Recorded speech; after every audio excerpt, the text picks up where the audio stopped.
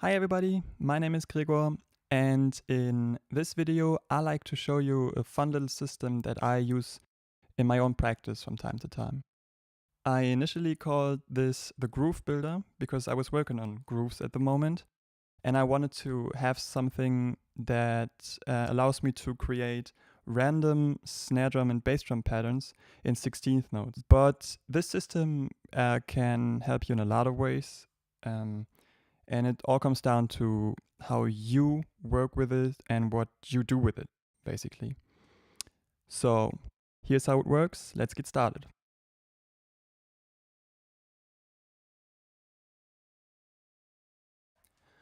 All right, step one. The first thing we need to do is to think of every single way, every single possibility we can play 0 to 4 16th notes with the bass drum, the snare drum, or a combination of both. That gives us 5 categories. Category A, 0 16th notes. Category B, 1 16th note. Category C, 2 16th notes, and so on. So let's look at category A. Category A is pretty simple because we play 0 16th notes, so we play nothing at all, or a quarter note rest, which would be example A1.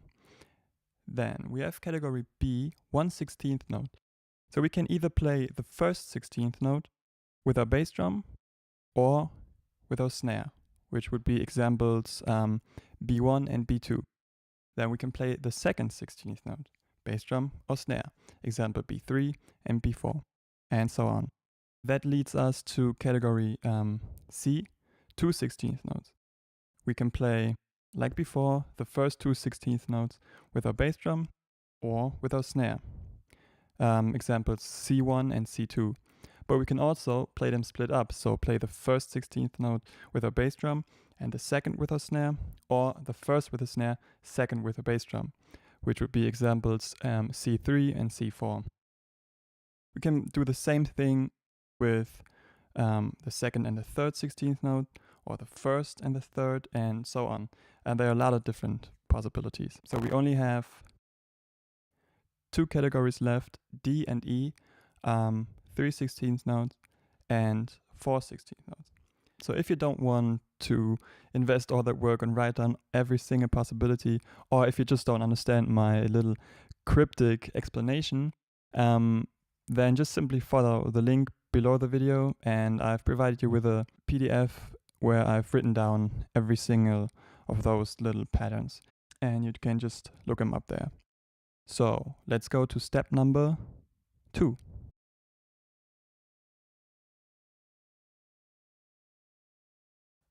Step 2. So as I said in the beginning, I wanted to have a way of randomly choosing patterns. And so what I did is, after I wrote them all down, I cut them into little pieces, put them in a box, and then just picked 4 out of them. And that gave me one measure of 4/4 time, one unique random pattern. But it's a lot easier if you do it the way I do it right now, which is I've downloaded an app called Who's Next, and it's like a Wheel of Fortune. You can put in names or anything, so I've put in every combination that I've discussed, like A1, B1, B2, B3, and so on. And then every time I hit next on my screen, it gives me one random entry. So I hit next 4 times, and that gives me one pattern. Here's a little video in which I illustrate that process.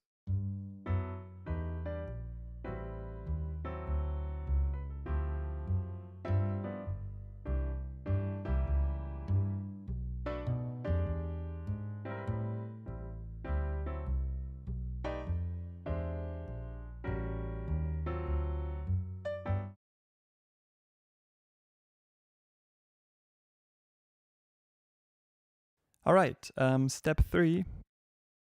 This is actually the most important part of this whole thing. So because we have created our random pattern, and now the question is, what should we do with it? And I like to show you some things, what you can do with a pattern like that. But I would encourage you to think of your own ways, because there are 1,000 things you could do with that created pattern. And but I like to give you a few examples.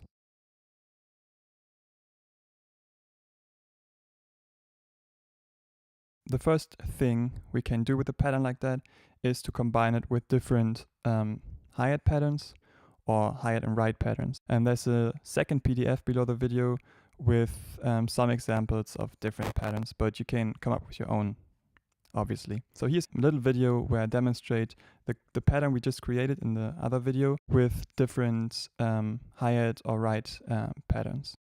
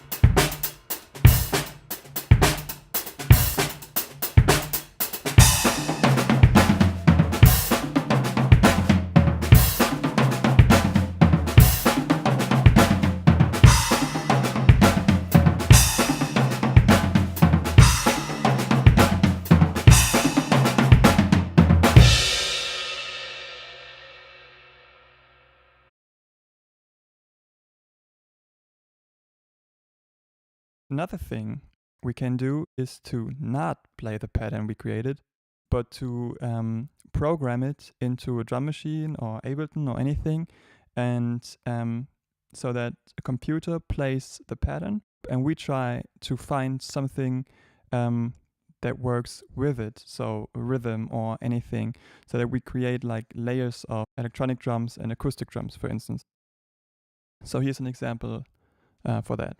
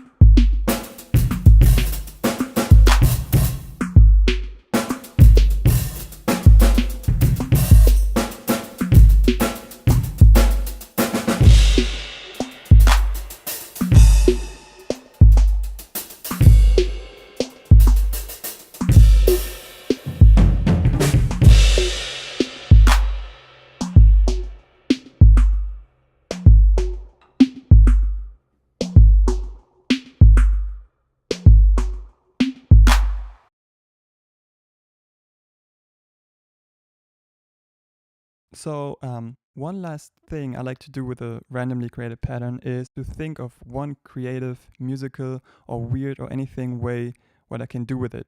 So I think about sounds like the tuning, or whether I add some effects in my recording software, or whether I play with sticks or mallets or brushes, or whether I incorporate percussive, like percussion instruments, cowbells or anything, or the cymbals in some way.